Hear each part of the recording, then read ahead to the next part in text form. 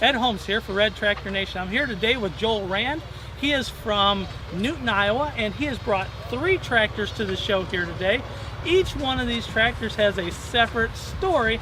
Joel says he only buys tractors that have a sentimental value for him, or they have a story behind them. And because it's Red Tractor Nation and we're all about the stories, Joel is going to tell us a story about this H and how he ended up with this H. So tell us, Joel. Sure. So this H came from a neighbor of mine actually down in Newton.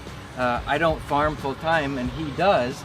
And so he had this tractor, and it was an auger tractor, and I had my eye on it just because we have a lot of green in the shed, but I kind of thought we needed a little red.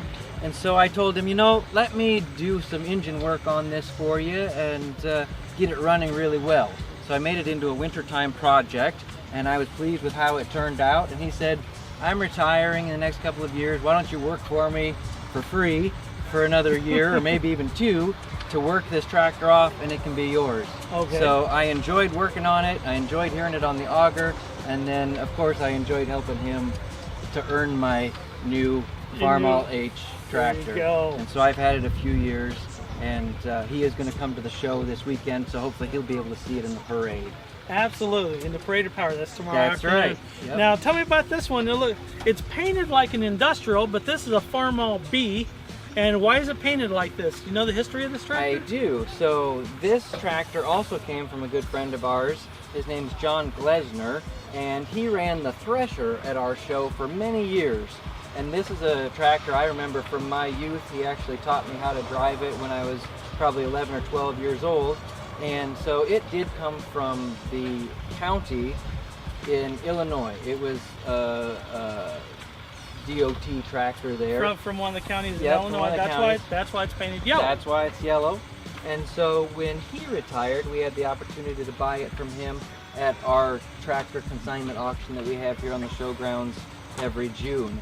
And so that's the Mid-Iowa Antique Power Association, right? That's right, yep. This is their 35th annual threshing show, right? And I haven't missed a single show. Oh my goodness, Yep. Well you can't be that old. I'm old enough.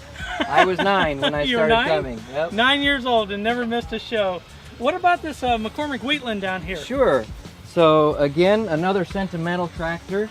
A good friend of ours by the name of Ed Mason.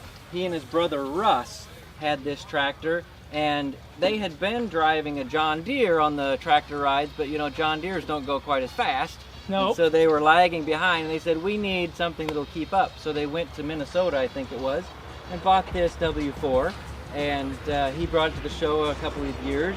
And then when he retired, he actually brought it to the Mid-Iowa Antique Power Association consignment auction, and my brother and I picked that up as well. And it's been a great tractor for us. We actually pulled a John Deere R spreader for a couple of years with it, and we don't do the tractor rides very often, but it'll certainly keep up. So, do you know some of the things that make it a Wheatland? So the non-adjustable front axle is a fixed front axle. It's a fixed front axle, so that's a differentiating factor between a Wheatland versus a row crop. The row crop is adjustable front axle, and it's set a little bit back. Correct. And it sits lower. Mm-hmm. I mean, it is basically an H, just like my other H, only you can tell it sits lower. The seating position is way back in the fenders. And the fenders are these curved fenders as opposed to the modern square top ones. Right, correct. Because otherwise, if this were a tricycle front end, the other thing with a tricycle front end would be it would be back here as well, set back, as opposed to out further front like the row crop. Yeah. Right? And bigger tires a lot of times on the Wheatlands, right? Yep, wider. Wider tires, right. wider tires on the Wheatlands. Well, thank you very much, Joel, for talking to us. Thank you so much. It. This has been Ed Holmes for Red Tractor Nation.